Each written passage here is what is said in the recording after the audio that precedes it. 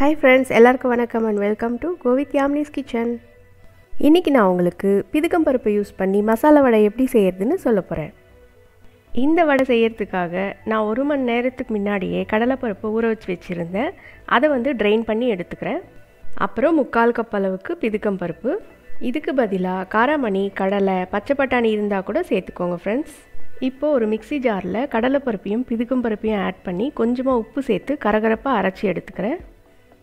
அப்புறம் फ्रेंड्स, இந்த பிதுக்கம் பருப்பை யூஸ் பண்ணி நிறைய ரெசிபீஸ் அப்லோட் பண்ணியிருக்கேன். யாராச்சும் மிஸ் பண்ணியிருந்தீங்கன்னா டிஸ்கிரிப்ஷன் பாக்ஸில் லிங்க் கொடுக்குறேன் பாருங்கள். ஓகே, கரகரப்பாக அரைச்சி எடுத்ததை ஒரு பவுலில் மாற்றிக்கிறேன். இது கூட கொஞ்சமாக பச்சை மிளகாய் பேஸ்ட் ஆட் பண்ணிக்கிறேன்.